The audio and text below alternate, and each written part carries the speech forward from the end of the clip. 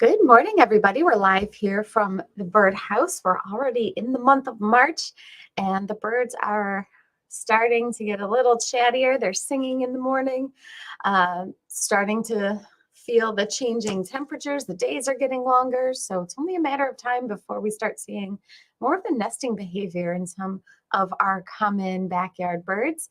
As always, we love to know who's on. You can say hi in the comments. If you have any questions, you can throw them in there too. We always like to know what kind of things you're seeing also, so throw those in the comments. We've had some people this week talk about bluebirds, that they're seeing more bluebird activity in their backyards. Bluebirds are starting to check out some nesting sites. Probably still too early for them to start the nesting process, but if you see anything like that, we'd love to know where you are and what kind of nesting habits you are seeing. So over the next couple of weeks, it'll be interesting to see if the bluebirds start trying to nest, because they are one of our earliest nesting songbirds here. So some people are talking about house sparrows, that they're starting to show some signs of nesting. So now's a good time to start your birdhouse plans. If you're putting out different birdhouses, make sure they're clean. If you didn't clean out your houses from last season, get those old nests and everything like that cleaned out and ready for the birds this year. So we'll get started. First of all, we are planning a whole bunch of events for this year. We always have a lot of events here at the store, but it's also going to be our 30th anniversary. It is our 30th anniversary this year. And next month in April, we're going to be doing quite a few things to celebrate that. And really the kickoff of our 30th anniversary celebration is going to be having Stan Tequila back here at the birdhouse and back in Rochester. He's going to be giving a talk about owls. He has this amazing book called Owls, the Majestic Hunters. You guys probably know Stan from his Birds of New York book, which we're always promoting. It's our bestseller here. If you've got a bird field guide, you probably have one of Stan's books. He does these for not only New York, but he has them for almost every single state. So we're bringing Stan into Rochester. He's going to give a talk about owls, which will be completely free. And we're having that at Whitehaven Memorial Park. They've got a lot of nice open space for us to use. We're going to be having him at the chapel that they have there, and that is on Friday, April 12th. He'll be giving that talk, and then the next day he will be at the birdhouse doing a book signing that next Saturday morning. So those are the two things we have planned with him so far. We might have some more things up our sleeves with Stan while he is here, so stay tuned for all of that. But we are planning all kinds of events here for the year, and next month we'll have a lot going on for our anniversary, so that's something to look forward to. So mark your calendars. If you're not in the Rochester area, we will be streaming it live as well. So still mark your calendars even if you're not in the Rochester area. I mentioned briefly at the very beginning, birds are starting to sing. This morning I woke up to the sound of a Carolina wren singing its little heart out, as well as a cardinal. So there's definitely some chatty birds out there. They're really starting to pick up with their songs in the mornings. So if you haven't yet, if you've never downloaded the Merlin ID app, you might want to. That's a totally free application you can download on your smartphone, and it will listen to the birds that are calling and it'll identify them for you. So it's a really, really great tool, especially as we get into breeding season and the birds start to be a little bit more chatty. Lots of reports as far as backyard bird activity goes. Lots of reports of blackbirds. Been seeing this a lot even here at the store. We've got some feeders and they have been full of blackbirds all week. So this might be a very common sight right now in your yard, flocks of blackbirds. And usually this time of the year, they're kind of mixed flocks. And that's what I've been seeing here at our feeders. Mixed flocks of grackles, red-winged blackbirds, cowbirds, starlings all together. So you might see in these flocks of big blackbirds a few different species, one of them being the starling, of course, and this is the starling in its breeding plumage. And right now they look more like this. So they're still very speckly no matter what the time of the year is. But in the spring, when they're in their breeding plumage, they're more of an iridescent greenish purple color with that bright yellow bill. And right now, this is their breeding plumage. Still speckly, but dark colored with bright white spots. And they are definitely coming to feeders and sometimes in really big numbers. So definitely lots of starlings around. They're here all year round. They are not migratory. Same with crows, American crows. They don't necessarily join the big flocks of blackbirds. They tend to kind of have their own flocks, but they are also around, coming to bird feeders, coming to people's backyards if they have open platforms with things like corn in it or peanuts. The crows absolutely love that. And then the grackles. So grackles are migratory, and they don't migrate all the way down to South America usually from here, but they will go further south, usually than New York. There's some that are seen here throughout the year, but in general, they go south for the winter. And they're one of the first ones to come back. And we've been seeing quite a few grackles. So they're making their way back. They can eat a lot of seed. So there are some things you can do to keep the grackles out, and I'll tell you about that. Also in those flocks of blackbirds, you might see brown-headed cowbird. And this is the male and female brown-headed cowbird. The female's on the left. She's just kind of an overall brown color. And then the male on the right there has an iridescent, kind of blackish blue body with a brown head. So they're known to be in these flocks of blackbirds. Same as red-winged blackbirds. And the male and females look quite a bit different. The male is on the left there. Pretty uniform black color overall, and then that bright red and yellow patch on its wing. And the female looks quite a bit different. She looks like a big sparrow almost. So this is the female on the right here. Looks very, very different from the male, but she's got kind of this yellowish wash on her face, a sharp beak, and you can see them in the mixed flocks of blackbirds also. Blackbirds can sometimes get a bad reputation because they're known to, in these big flocks, they can really go through seed really quickly.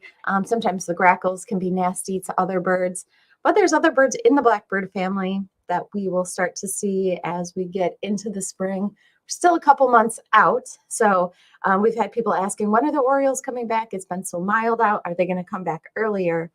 And really, they're not going to come back significantly earlier than any other year, although their migration is in general getting earlier and earlier slightly every year. It's still about the same time that they come back. They have a long trip to go. The Baltimore Orioles are an example of a blackbird that does go very far south for the winter. So they are in, Central America, South America for the winter. So that trip to have them come all the way back up north takes a long time. So they're not going to be here significantly earlier, even if our weather is mild. They still start their journey right around the same time every year and come back up. So we'll start to see the Baltimore Orioles.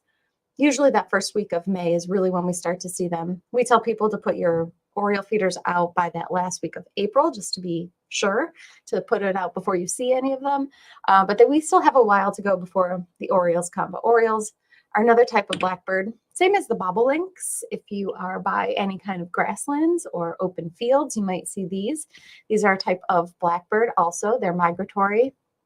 They go down to South America for the winter as well. But these guys love open fields, same kind of habitat where you might find bluebirds or meadowlarks. You might find bobolinks. So another type of blackbird that we have around here.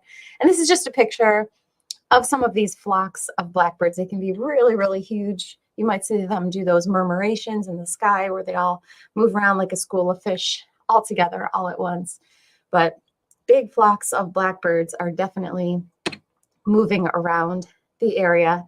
And there's different things you can do. So if you've got blackbirds that are really raiding your feeders and you're going through a lot of seed, especially with those grackles, could be really, really hungry and eat a lot of seed, you can put out safflower. So this is what safflower looks like. This is a safflower log that this chickadee is sitting on.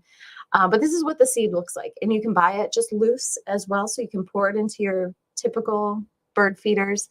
But the grackles really don't like it. So that's one way to keep the numbers of these flocks of blackbirds down at your feeders if they're really going through a lot of seed. Same with starlings. They really don't like it.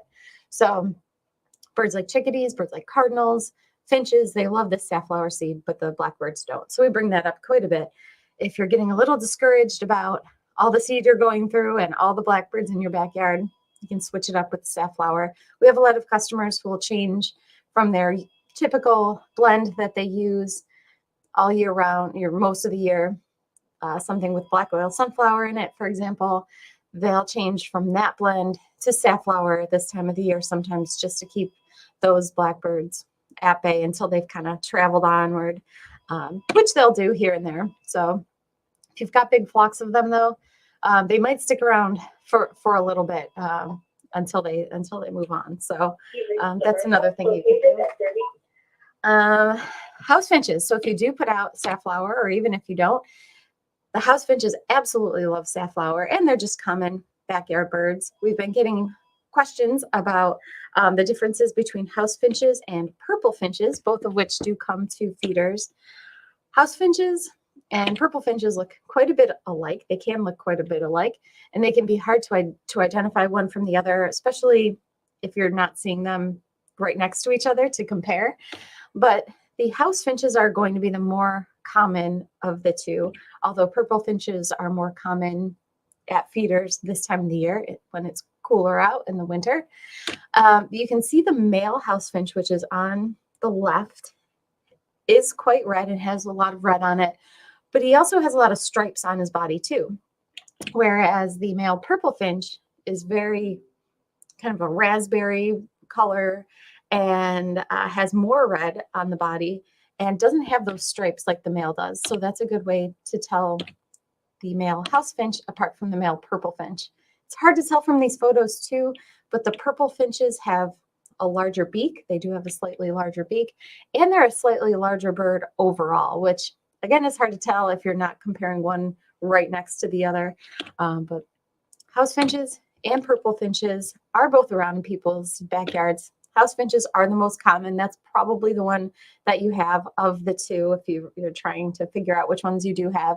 But you could have either or both, especially right now, especially this time of the year. The female can be, again, just like the male, is a little bit hard to determine one from the other. But if you look at the female purple finch, you can see she's got that nice bright stripe that goes above her eye. And the female house finch does not have that. So here's just comparing the males, the two male house finch versus the male purple finch, comparing those two together. You can see the difference here pretty well, that the male house finch has quite a bit of brown on him, and he's got a lot of striping. And then there's the female house finch versus the female purple finch. So they do look quite a bit different when you compare the two of them right next to each other. But both of them are around, and people have been reporting them coming to feeders, especially sunflower feeders and safflower feeders. And then here's another stripy little bird. You might see these guys at your Niger feeder. This is a pine siskin. So very stripy, like a female house finch, but also has quite a bit of yellow on the wings there. So another bird you can find in your backyard this time of the year. And then woodpeckers. A lot of people getting woodpeckers all year round, but lots of reports of downy woodpecker and pileated woodpecker. A lot of people talking about they have big pileated woodpeckers coming to their suet feeders, which is very, very exciting. Downy woodpeckers are probably the most common. Them and the red-bellied woodpeckers are going to be the most common that you'll see in your backyard. Downy woodpeckers are small. They're about the size of a suet cake. They've got a little beak. And you can tell the male and female apart. The male is on the left. He's got the red on the back of his head, and the female doesn't. So lots of them around, almost looking like a big brother of the downy woodpecker is the hairy woodpecker. So they're larger. They've got a bigger bill, but the coloration is super similar. So they're the larger version of the downy woodpecker, basically, is the hairy woodpecker. You can see the bill is a lot bigger if you're comparing the beak size there. The hairy woodpecker has much larger beak, and just like the downy, though, the males have the red on the back of the head and the females don't. So that's the male on the left with the red and the female on the right. And then here's a picture just comparing the two. Here's a male hairy woodpecker on the left and a downy woodpecker on the right. So you can see the size difference there. This is another common ID question we get. Am I getting a downy woodpecker or a hairy woodpecker? And so here is the size difference. You can see the downy is the downy is quite a bit smaller than the hairy woodpecker. People report red-headed woodpeckers quite a bit. This is what a red-headed woodpecker looks like. What most people usually are getting is not a red-headed woodpecker because they're quite rare now, but a red-bellied woodpecker. So even red-bellied woodpeckers have a lot of red on their head. So it's quite understandable why people call them red-headed woodpeckers.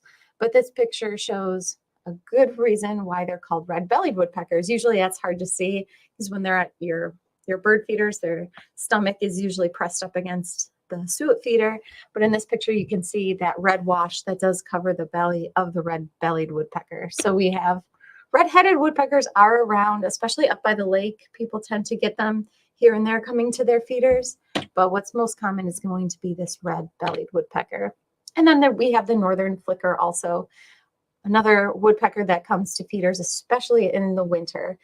People in the spring don't seem to have them all too much at feeders, but in the winter, they can be quite common at suet feeders. So this is the northern flicker, and when they're in flight, they are quite yellow underneath their flight feathers. So they've got this bright yellow wash that you can see when they're in flight, which is really cool. And it's a really good way to identify them. So this is your northern flicker. And then we've got the blue jays and the bluebirds, which people will sometimes confuse or they're not sure what the differences are. And so this is a blue jay. This is going to be the most common of your bluebirds, the blue colored birds that you'll see in your backyard. They are big, they're loud, they love to eat peanuts, and they are very, very squawky. So you probably, if you've ever had a bird feeder out, probably had blue jays. And then this is your blue bird. So the bluebird is our state bird. It's the state bird of New York. They do come to feeders here and there. They'll come to feeders, especially if they have mealworms in them or if they have sunflower hearts. They'll sometimes come to those. They'll come to bird baths. But really the best way to keep them coming is by putting out a bird house where they'll nest. And so these are the birds that are nesting early. They're one of our early nesting songbirds. And this is the bird that people are seeing some kind of signs of nesting behavior with them checking out nesting sites. So bluebirds can be hard to attract because they do like open areas. So if you have a lot of trees, you might not get bluebirds. They like wide open meadows and fields and things like that. So bluebirds are definitely around though. We have them around year round, and they look quite a bit different than the blue jays. So the blue jays have that big crest. Blue jays are very large. They don't nest in houses. They'll just build their own nest in trees. But the bluebirds will absolutely use a birdhouse. So that's a good way to keep them coming if you do have bluebirds around. And they're not here yet, but some people do get this blue colored bird coming to their feeders in the spring.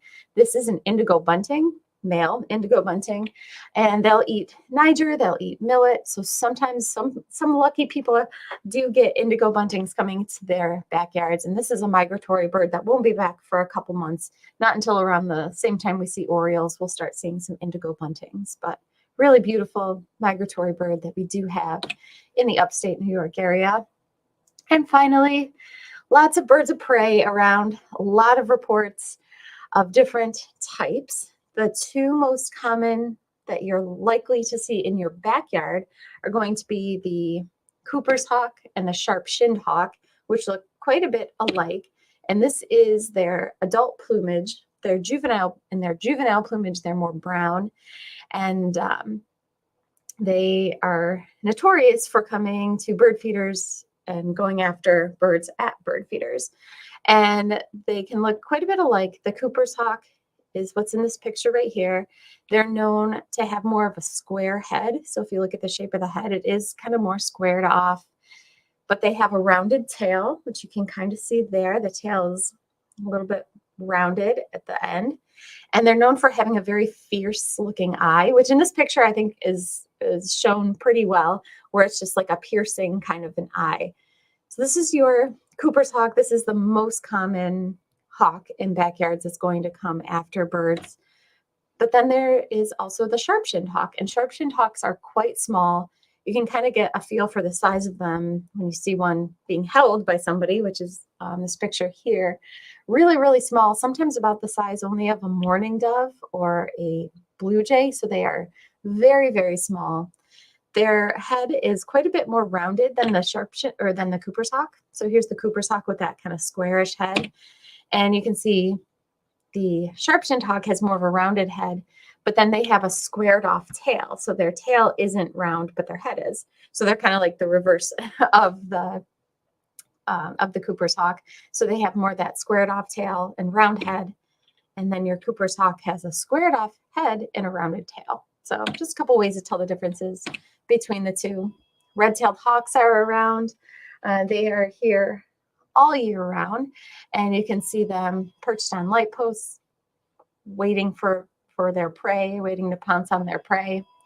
But lots of red-tailed hawks around, flying together, mated, as they mate, and as they are picking out their mate, they'll sometimes fly around together. So if you see a pair of red-tailed hawks flying around, it's probably a nesting pair, or a pair that's starting to nest or about to nest together. They're starting to do that behavior out there as well.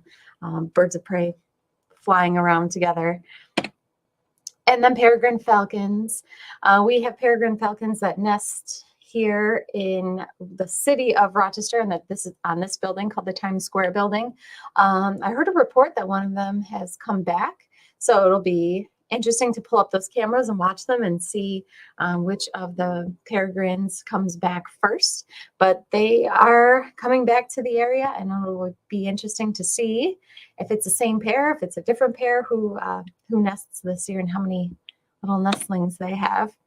And lots of bald eagles too. People are reporting bald eagles all over the place.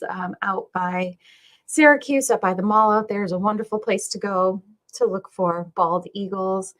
Out at the bay, around Irondequoit Bay locally, around Lake Ontario, lots of bald eagles around. And this is a picture of the adult with the bright white head, and then the juvenile on the left. And you can see that with this chart here that I pulled up, the bald eagles don't really get that bright white head until they're over 4 years old. So it can take a few years for them to get that adult plumage. And while they're young, they start molting and getting a little bit whiter as they go on. But when they are young, they don't have that bright white head yet. So if you see a big bird of prey, could also be a turkey vulture.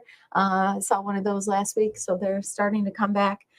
But could also be a bald eagle. Lots of bald eagles around, especially by the water. So that is an update about some of the different birds people are seeing, some of the questions we get often about identifying one from the other. If you have any questions, you can put them in the comments, or if you have sightings, we'd love to know what kind of things you're seeing. Steel Monkey says, love the last time Stan was on. Great guest. Yes, we are very excited to have Stan back in town in person. And so definitely mark your calendars here for April 12th when Stan comes back to Rochester, April 12th and 13th. And he'll be doing a book signing at the store on the 13th, but also after his talk on the 12th too. So you can see his talk and kind of do a little meet and greet after with Stan if you go to see his talk. Randy's on, says, good morning. Good morning, Randy. Douglas is on and says, I was surprised to see a downy woodpecker really enjoying my safflower log over the suet feeder, which is on the same pole. Yeah, it's interesting to see what kind of birds will go after the safflower. It seems like, here's the safflower. It seems like it can take them a little bit of time to get used to it, especially if you've never had it out. If it's, if you mainly have black oil sunflower and Niger and suet, when you add the safflower, it seems like it can take a little bit of time for the birds to get used to it, but then a lot of them really start to enjoy it. But the one that I find enjoys it the most is the cardinals. The cardinals gravitate to it and love it so much. But yeah, I get downy woodpecker on it. I get red-bellied woodpecker on it sometimes. I get chickadees. So it gets you a pretty good diversity while keeping those blackbirds away, which is something a lot of people are trying to do and will continue to if this year is just like any other year. Steel Monkey is on and says, here on the East Coast, I get plenty of house finch and even some purple finch, But the one I think is most beautiful is the brown-capped rosy finch.